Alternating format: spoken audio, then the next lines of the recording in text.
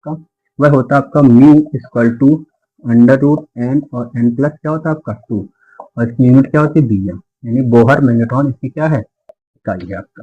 तो जो यहाँ म्यू है, ये क्या आपका ये कहलाता है चुंबकीय आघूर्ण। क्या कहलाता है आपका? चुंबकीय आघूर्ण।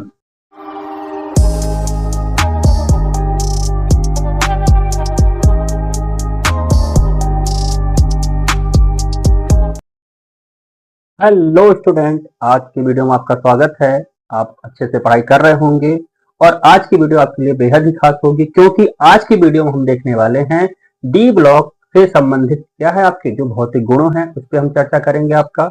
इसमें हम क्या करेंगे आपका जो भौतिक गुण हैं, क्या है आपके जो भौतिक गुण हैं, उन गुणों में से दो गुण बहुत ही ज्यादा इंपॉर्टेंट हैं, उन्हीं के बारे में आज हम चर्चा करेंगे। जो पहला भौतिक गुण है वो कैसा आपका इलेक्ट्रॉनिक विन्यास है। क्या आपका इलेक्ट्रॉनिक विन्यास, इसके बारे में हम लोग चर्चा करेंगे आपका। और दूसरा क्या है हमारा चुंबकीय गुण, चुंबकीय गुण के बारे में चर्चा करेंगे। जो दोनों ही गुण क्या है आपके पेपर में बहुत पूछे जाते हैं, यानी डी ब्लॉक अगर ब्लॉक से क्वेश्चन बनता है तो मोस्टली चांस है कि आपका इलेक्ट्रॉनिक विन्यास से बने, दूसरा क्या आपका चुंबकीय गुण से बने आपका। तो देर न करते हुए हम अपने टॉपिक पे आते हैं, देखते हैं पहला टॉपिक क्या हमारा इलेक्ट्रॉनिक विन्यास। अगर हम कहेंगे कि इलेक्ट्रॉनिक विन्यास हमने पढ़ रखा है, पहले फर्स्ट ईयर में पढ़ाया गया आपको, अगर नहीं पढ़ाया तो हम आपको यहाँ समझाने की कोशिश करेंगे आपका किस प्रकार से इलेक्ट्रॉनिक विन्यास किया जाता है और डी ब्लॉक के जो तत्व है वो किस प्रकार से इलेक्ट्रॉनिक विन्यास को गुण प्रदर्शित करते हैं। सबसे पहले बात करते हैं आपका आपबाउ रूल के बारे में। अगर जिन बच्चों को नहीं पता है उनको बताते हैं पहले आपबाउ रूल क्या है आपका। आपबाउ रूल क्या है कि आपका अगर कोई परमाणु है, उस परमाणु में क्या होते हैं आपके कोष होते हैं, और कोष में क्या होते हैं आपके उपकोष पाए जाते हैं, और उपकोष के ही अंदर क्या होते हैं आपकी कक्षाएं होती हैं, उन कक्षा के अंदर क्या होते हैं इलेक्ट्रॉन होते हैं। ठीक है, तो यहाँ पे जो आपबाउ रूल था उस रूल में क्या बताया गया था कि आप किसी भी परमाणु के अंदर जो आपको कोष होते हैं, उपकोष होते हैं या कक्षक होते हैं, उसमें एनर्जी लेवल के आधार पर इलेक्ट्रॉनों को भरा जाता है। वो एनर्जी लेवल आपको क्या करना है, देखना है किस प्रकार से होता है। अगर नहीं पता तो जैसे आपको पता है कि आपका 1s 2s 3s 4s 5s 6s ये क्या है आपके सब सेल है। अगर 2s है तो 2s का क्या होता है 2p होगा, आपका 3p होता है, 4p बनेगा, 5p बनेगा। इसी प्रकार से आप देखोगे 3d भी रहता है, 4d भी रहेगा और 5d रहता है। इसी प्रकार से आपका f रहता है।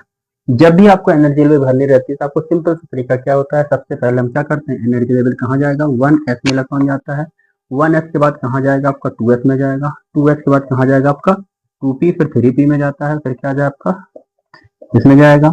फिर इस क्रम से आपका एनर्जी लेवल भरता हुआ आपको दिखाई देगा। आपका इस प्रकार से एनर्जी लेवल आपका क्या होता है आपका भरता, यानी कहने का मतलब क्या, यहाँ इलेक्ट्रॉन आएगा, यहाँ से फिर रिवर्स होकर के आपका इसमें आता है आपका, फिर यहाँ भरा जाता है। फिर अगर आपको रिवर्स करोगे तो यहाँ से रिवर्स होकर इस प्रकार से आपका क्या एनर्जी लेवल आपका इलेक्ट्रॉनों को भरने का ये आपका क्या एक क्रम बताया गया था आपबाउ के अकॉर्डिंग। किसके अकॉर्डिंग बताया गया था आपका आपबाउ के अकॉर्डिंग आपको बताया गया था। जैसा आपको पता होना चाहिए क्या, अगर हमारे पास S क्या है आपका कक्षा है तो S कक्षा में कितने इलेक्ट्रॉन आते हैं मैक्सिमम आपके 2 इलेक्ट्रॉन आते हैं। उसको रिप्रेजेंट कैसे किया जाएगा आपका 2s के रूप में इसको प्रदर्शित करते हैं। अगर हम कहेंगे इस बार कौन सा आपका P है उपकोष, इस उपकोष में कितने इलेक्ट्रॉन आ सकते हैं आपके, तो आप कहोगे 6 इलेक्ट्रॉन आते हैं। मैक्सिमम कितने इलेक्ट्रॉन आएंगे आपके 6 इलेक्ट्रॉन आएंगे। जब 6 इलेक्ट्रॉन आएंगे तो 6 इलेक्ट्रॉन को कैसे भरा जाएगा आपका, इसको किया जाता है P पे 6 लिख करके आपका। अगर हम कहेंगे डी में कितने इलेक्ट्रॉन आते हैं आपके 10 इलेक्ट्रॉन आते हैं, इसको कैसे दिखाएंगे डी 10 के फॉर्म में लिखा जाता है। वहीं एफ में अगर बात करेंगे तो कितने इलेक्ट्रॉन आते हैं आपको मैक्सिमम 14 आते हैं। इसको कैसे दिखाओगे आपका एफ पर 14 लिख करके क्या करते हैं उसको रिप्रेजेंट करते हैं आपका। तो हमको यह समझ में आ गया अगर हमारे पास एफ आपका क्या है उपकोष है, उपकोष में कितने इलेक्ट्रॉन आएंगे आपके 2 इलेक्ट्रॉन आते हैं। पी में कितने आते हैं मैक्सिमम आपके 6 आते हैं, डी में मैक्सिमम कितने आते हैं आपके 10 आते हैं, एफ में मैक्सिमम कितने आते हैं आपको 14 आते हैं। इतना आपको समझ में आ गया आपका। अब यहाँ हम देखते हैं जैसे हमारे पास कोई भी एक एग्जाम्पल लेकर समझते हैं किस प्रकार से इलेक्ट्रॉनों को हम लोग भर सकते हैं। अगर हम देखेंगे सबसे पहले क्या एक यहाँ पर एग्जाम्पल लेते हैं, हमने एग्जाम्पल लिया जैसे छोटा एग्जाम्पल लेकर देखते हैं पहले। जैसे हमने कहा हमारे पास क्या सोडियम का परमाणु क्रमांक कितना होता है आपका 11, और आपको पता है जिस तत्व का परमाणु क्रमांक 11 होता है, जो परमाणु क्रमांक है वही इसका क्या होता है इलेक्ट्रॉनों की संख्या भी होती है। तो आप अगर हम यहाँ नोटिस करोगे क्या तो देखोगे सोडियम का पास इलेक्ट्रॉन कितने हमारे 11 हैं। तो इलेक्ट्रॉन हमेशा पहले कहाँ आएगा, 1s में आएगा। तो 1s में कितने आते हैं, आपने देखा भी 2 इलेक्ट्रॉन आते हैं, तो हम इसमें क्या भरेंगे, 2 इलेक्ट्रॉन भर देंगे। 1s के बाद आपका इलेक्ट्रॉन कहाँ जाएगा, आपका 2s में जाएगा आपका। और s में इलेक्ट्रॉन कितने जाते हैं आपको, 2 इलेक्ट्रॉन हैं, 2 भर दिया। और उसके बाद फिर कहाँ जाएगा, घूम करके 2p में जाएगा। किसमें जाएगा आपका, 2p में जाएगा। और 2p में p में कितने इलेक्ट्रॉन जाते हैं हमारे, 6 इलेक्ट्रॉन जाते हैं। और उसके बाद कहाँ जाएगा आपका, 3s में जाएगा आपका। जब हम 3s में इलेक्ट्रॉन भरते हैं तो देखेंगे हमारे पास इलेक्ट्रॉन अभी कितने बचे हैं आपके, 1 इलेक्ट्रॉन। काउंट कर लीजिएगा, 2 और 2 4 और 6 10 1 11। इस प्रकार से क्या हुआ, आपका सोडियम का इलेक्ट्रॉनिक विन्यास आपका कैसा होगा, इस प्रकार से रिप्रेजेंट किया जाएगा आपका। ठीक है, अगर वहीं देखते कोई डी ब्लॉक का एलिमेंट है, जैसे हमने कहा आपका आयरन है, ठीक है, तो आयरन का परमाणु क्रमांक कितना होता है आपका, 26 होता है आपका, यानी इलेक्ट्रॉन संख्या कितनी है आपकी, 26 है आपका। तो अगर आप यहाँ देखोगे इसका इलेक्ट्रॉन विन्यास करते हैं तो इसके अकॉर्डिंग, तो देखोगे पहले इलेक्ट्रॉन कहाँ आएगा आपका, 1s में आएगा। तो 1s में हमने इलेक्ट्रॉन कितने आते हैं हमारे s में, 2 आएंगे। अब 1s के बाद कहाँ आएगा आपका, फिर 2s में आएगा। 2s में भी कितने आते हैं हमारे, 2 आते हैं।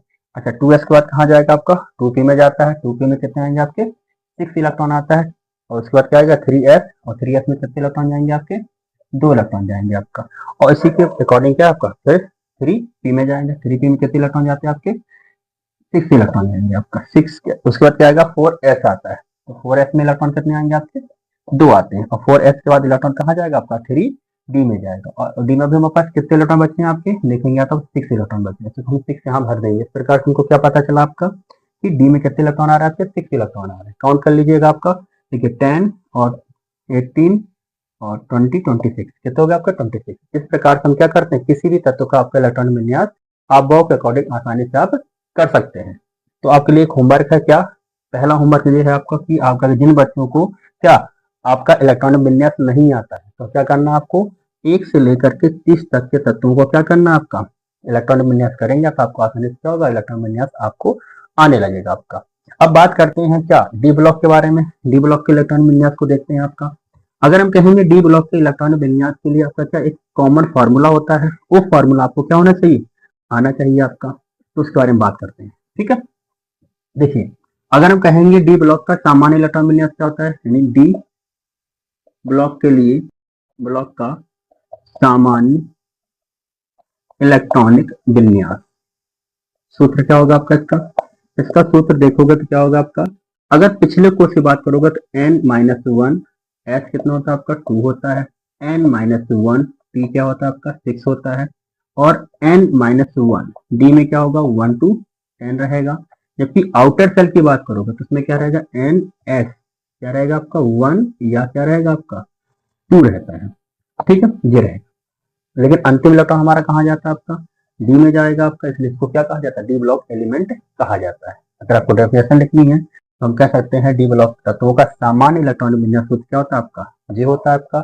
जबकि इसका अंतिम इलेक्ट्रॉन कहा जाता है आपका, डी कक्षा में जाता है, इसलिए इसको क्या कहा जाता है, डी ब्लॉक एलिमेंट के नाम से जाना जाता है आपका।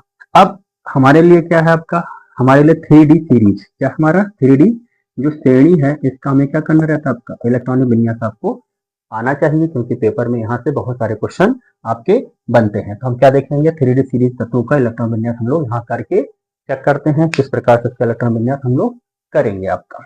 ठीक है, चलिए देखते हैं। अगर आप यहाँ देखोगे क्या, कि 3D सीरीज या श्रेणी कहते हैं हम इसमें।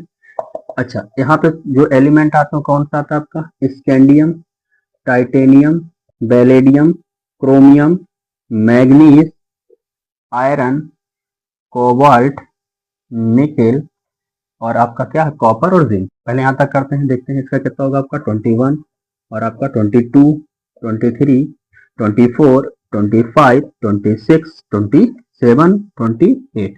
यहाँ तक का इलेक्ट्रॉन विन्यास करते हैं तो देखेंगे हम लोग क्या, पहले क्या होगा आपका, 1s में कितने इलेक्ट्रॉन आते हैं आपके, 2 इलेक्ट्रॉन आते हैं। 1s के बाद क्या आता है आपका, 2s आता है, कितने इलेक्ट्रॉन आएंगे आपके, 2 इलेक्ट्रॉन आएंगे। 2s के बाद क्या आएगा आपका, 2p, कितने इलेक्ट्रॉन आते हैं आपके, 6 इलेक्ट्रॉन आते हैं। 2p के बाद क्या आएगा आपका, 3s, कितने इलेक्ट्रॉन आते हैं आपके, 2 इलेक्ट्रॉन आते हैं। 3s के बाद क्या आता है आपका, 3p आएगा, इसमें कितने इलेक्ट्रॉन आएंगे आपके, 6। 3p के बाद क्या आता है आपका, 4s, कितने इलेक्ट्रॉन आते हैं आपके, 2। और 4s के बाद क्या आएगा आपका, 3d, इसमें कितने इलेक्ट्रॉन आएंगे आपके, 1। तो आप देख रहे हैं कि जो आपका लास्ट इलेक्ट्रॉन है वो किसमें जा रहा है आपका, 3D में जा रहा है आपका, किसमें जा रहा है आपका, 3D में जा रहा है और डी में जाने की वजह से इसको क्या कहा जाएगा, डी ब्लॉक एलिमेंट के नाम से इसको हम लोग जानते हैं आपका। अगर इसी प्रकार से इसका इलेक्ट्रॉन विन्यास करेंगे तो हम क्या देखेंगे, 1s2 2s2 2p 6 3s2 होता है आपका, 3p क्या होगा आपका 6 4s2 हो जाएगा, 3d क्या हो जाएगा आपका 2 हो जाएगा आपका। ठीक है, तो आप एक नोटिस करोगे क्या किया, जो डी है डी में इलेक्ट्रॉन भरना चालू होगा और जब हम जिंक तक जाएंगे तो डी में क्या होगा 3d में आपका 10 इलेक्ट्रॉन तक क्या हो जाएगा आपका कंप्लीट भर जाता है। ठीक है, लेकिन आपको एक चीज ध्यान रखना है, यहाँ पे जो क्या है आपका क्रोमियम, और नीचे अगर आप लोग देखोगे 29 पे क्या होता है आपका कॉपर, क्या है आपका 29 पे कॉपर। ये दोनों क्या है आपके अपवाद माने जाते हैं, क्या माने जाते हैं आपका अपवाद माने जाते हैं। क्यों अपवाद माने जाते हैं आपका, क्योंकि आपका ये क्या आपबाव नियम का पालन नहीं करते हैं। अब क्यों नहीं करते उस रीजन को समझने की कोशिश करते हैं आपका। अगर हम देखेंगे क्रोमियम का अगर इलेक्ट्रॉनिक विन्यास करें हम यहाँ पे तो दो तरीके से कर सकते हैं। अगर आप देखोगे तो क्या होगा आपका 1s2 होगा, 2s2 हो जाएगा, 2p 6 हो जाएगा, 3s2 हो जाएगा, 3p क्या होगा आपका 6 होगा, 4s2 हो जाएगा और 3d आप 9 दिखाओगे। यानी आपबाव के अकॉर्डिंग ऐसा होना चाहिए था, लेकिन हम यहाँ एक चीज देखेंगे क्या आपको जो 3 यहाँ पे 4 होगा। ठीक, अगर हम कहेंगे 4s2 और 3d क्या होगा आपका 4 होता है आपका। अगर आप डी में देखो कक्षक कितने होते हैं हमारे, तो आपको पता है कितने कक्षक होते हैं आपके 5 कक्षक होते हैं। कितने कक्षक होते हैं आपके 5 कक्षक होते हैं, जबकि आउटर सेल एफ में कितने कक्षा होती है आपकी 1 कक्षा होती है। तो अगर आप देखोगे एफ में कितने इलेक्ट्रॉन आपके 2 इलेक्ट्रॉन है और यहाँ डी में कितने इलेक्ट्रॉन आपके 4, भर के देखते हैं इस अकॉर्डिंग। हमारे पास क्या है एक कक्षा में इलेक्ट्रॉन नहीं है, तो जो 3D कक्षा होती है जो अपने आप को क्या करने की कोशिश करती है स्टेबल बनाने की कोशिश करती है। जब अपने आप को स्टेबल बनाने की कोशिश करेगी तो क्या करेगी आपकी ये 4s से एक इलेक्ट्रॉन को क्या करती है अपनी ओर आकर्षित करती है। आकर्षित करने की वजह से क्या देखने मिलेगा आपका कि 4s में कितना इलेक्ट्रॉन आ जाएगा, एक इलेक्ट्रॉन आ जाएगा आपका, और डी में कितने इलेक्ट्रॉन चले जाते हैं आपके 5, 1 2 3 4 और 5, यहाँ क्या आ जाएगा 3d 5 हो जाता है आपका। ठीक है, तो इसका अगर सही से इलेक्ट्रॉन विन्यास अगर देखोगे क्रोमियम का आपका सही इलेक्ट्रॉन विन्यास क्या होगा आपका 1s2 हो जाएगा, 2s2 हो जाएगा, 2p 6 हो जाएगा, 3s2 हो जाएगा, 3p क्या होगा आपका 6 हो जाएगा, 4s1 और 3d क्या होगा आपका 5। ये इसका क्या है सही इलेक्ट्रॉन विन्यास है। जबकि अगर आप ऐसा करोगे तो इलेक्ट्रॉन विन्यास क्या हो जाएगा आपका गलत हो जाएगा आपका। आई होप आपको ये समझ में आ गया होगा। तो हमें को क्या करना है, जो आपका 3D सीरीज है उसमें आपका क्या सभी तत्वों का इलेक्ट्रॉन विन्यास आपको आना चाहिए। हमने आपको क्या किया क्रोमियम का इलेक्ट्रॉन विन्यास कराया है, इसी प्रकार आपको क्या करना है कॉपर का भी इलेक्ट्रॉन विन्यास आपको क्या करना आना चाहिए आपका। ठीक है, दोनों ही पेपर में आपको बहुत बार पूछे गए हैं। ठीक है, यही पूछा गया कि कॉपर और क्रोमियम का सामान्य इलेक्ट्रॉन विन्यास करके आप बताइए, और इसके आधार पर हम बता सकते हैं क्या आपके जी डी ब्लॉक के एलिमेंट हैं आपके। ठीक है, तो पहला टॉपिक हमारा क्या हो गया आपका क्लियर हुआ। हमने क्या सीखा कि इलेक्ट्रॉनिक विन्यास जो 3D सीरीज हो किस प्रकार से प्रदर्शित करती है और तत्वों का इलेक्ट्रॉन विन्यास हम लोग किस प्रकार से ज्ञात कर सकते हैं। अब चलते हैं हम दूसरे टॉपिक पर जिसमें हमें देखना है क्या कि चुंबकीय गुण क्या है आपका। करते हैं हम चुंबकीय गुण के बारे में, देखते हैं कि जो चुंबकीय गुण होता क्या है। अगर हमने कहा कुछ तत्व ऐसे होते हैं क्या कुछ तत्व ऐसे होते हैं जो चुंबक के प्रति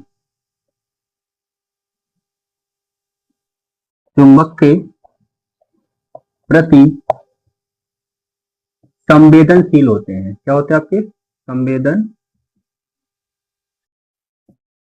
होते हैं। क्या होते हैं आपके संवेदनशील होते हैं। कहने मतलब ये आपका कि यह चुंबक के प्रति या तो आकर्षित होते हैं या क्या होता है आपके प्रतिकर्षित होते हैं। तो उसी के आधार पर जो चुंबक है या चुंबकीय गुण है जो दो ब्लॉक के हैं आपको उनको दो भागों में वर्गीकृत किया जाता है। कितने भागों में वर्गीकृत किया जाता है आपका दो भागों में वर्गीकृत किया जाता है। पहला कहेंगे तो आपको इसको कहा जाता है आपका क्या प्रतिचुंबकीय या प्रतिचुंबकत्व कहा जाएगा, प्रतिचुंबकीय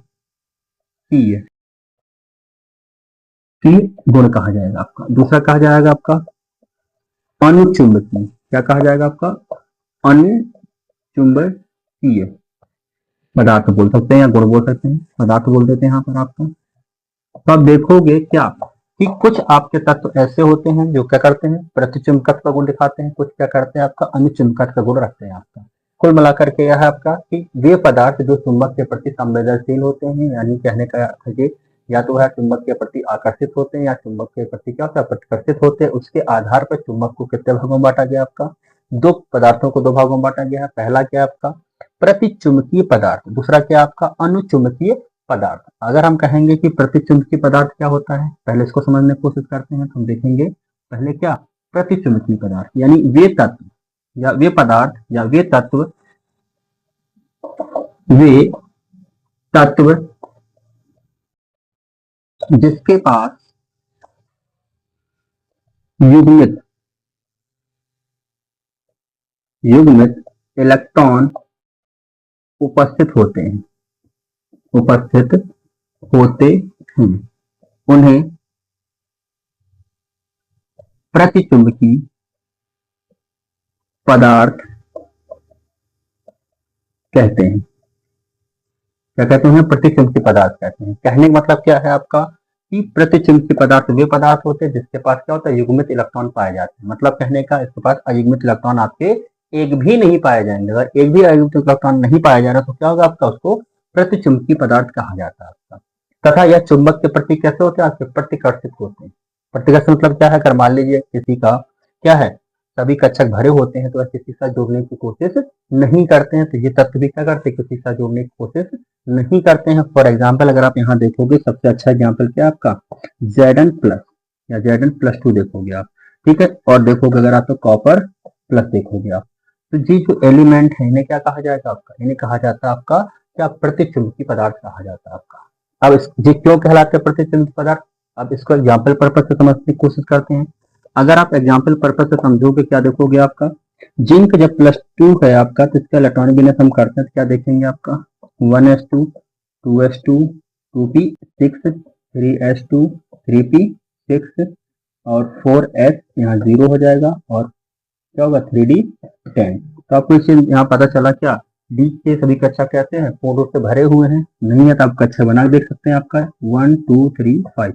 तो आप देखोगे यहाँ पे 1 2 3 4 5 6 7 8 9 और 10। हमको क्या दिखा दिया कि डी की सभी कक्षाएं कैसी हैं, युग्मित हैं। युग्मित किसे कहा जाता है, जब एक कक्षा में दो इलेक्ट्रॉन पाए जाते हैं तो वो युग्मित कक्षा होती है आपकी। कैसी कक्षा होती है आपकी, युग्मित कक्षा होती है। और अगर आपके इसके सभी कक्षकों को देखोगे, सभी कक्षा कैसे हैं आपके, युग्मित अवस्था में है। इसलिए हम ये कह सकते हैं कि जिंक जो +2 है यह कैसा है आपका, एक कैसा है आपका प्रतिचुंबकीय पदार्थ है। कैसा आपका प्रतिचुंबकीय पदार्थ है,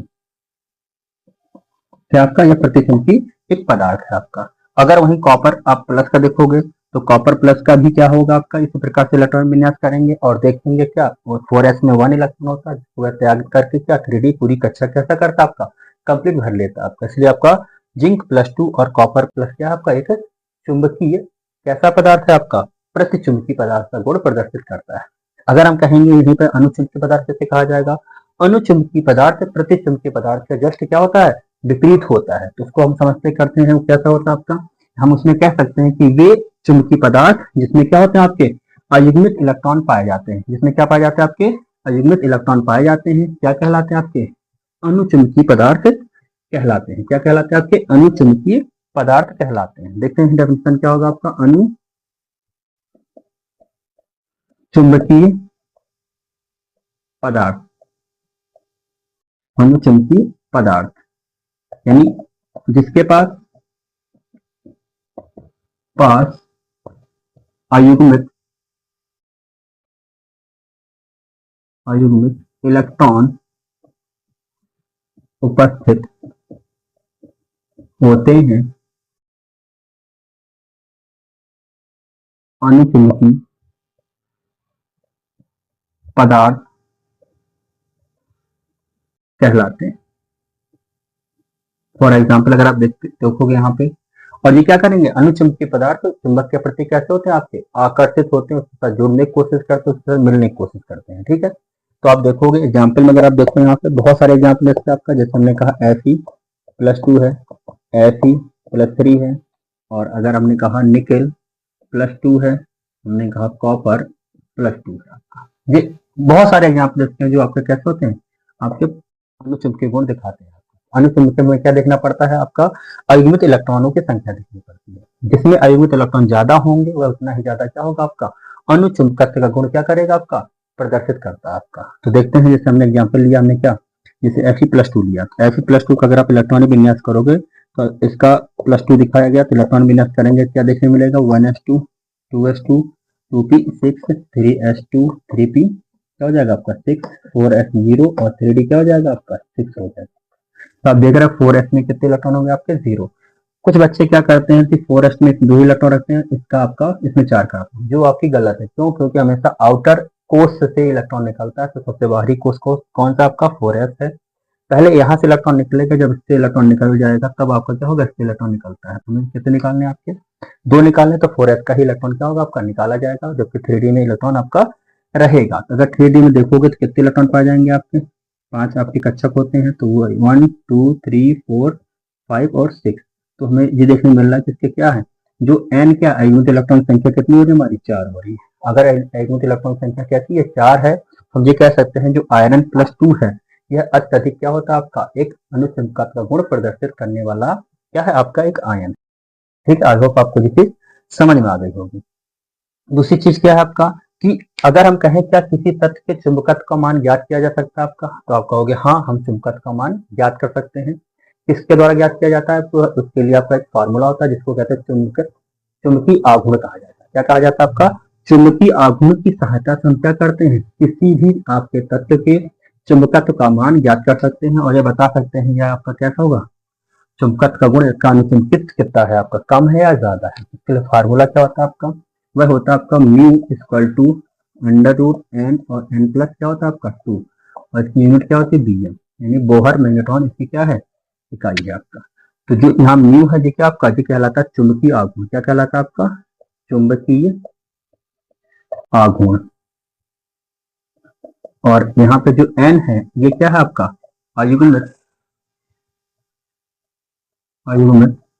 इलेक्ट्रॉन की संख्या है। और bm क्या है, बोहर मैग्नेट्रॉन आपका चुंबकीय आघूर्ण की क्या होती है आपकी इकाई होती है। इसकी सहायता से हम ज्ञात कर सकते हैं कि कोई भी तत्व कितना चुंबकत्व का गुण प्रदर्शित करता है। और अगर आपको सिंपल भाषा में समझना तो ये कह सकते हो कि अगर जिसके पास अयुग्मित इलेक्ट्रॉनों की संख्या जितनी ज्यादा होगी वह उतना ही ज्यादा क्या होगा आपका अनुचुंबकत्व का गुण प्रदर्शित करेगा आपका। आई होप आज हमने आपको 2 टॉपिक पढ़ाया, एक पढ़ाया क्या आपका इलेक्ट्रॉनिक विन्यास पढ़ाया, दूसरा क्या पढ़ाया हमने आपका चुंबकीय गुण पढ़ाया। दोनों ही टॉपिक आपको अच्छे से समझ में आ गए होंगे। जो लोग चैनल पे नए हैं चैनल को सब्सक्राइब कर लें, बेल आइकन दबा लें ताकि आगे आने वाली वीडियो का नोटिफिकेशन आसानी से उनको मिल सके। अगर आपको इससे रिलेटेड कोई भी डाउट हो तो आप कमेंट बॉक्स में इससे रिलेटेड आप क्या करें, अपने क्वेश्चन को पुटअप करें, हम उससे क्या करेंगे वीडियो बनाएंगे और आपको समझाने की कोशिश करेंगे। आज के लिए इतना ही, धन्यवाद।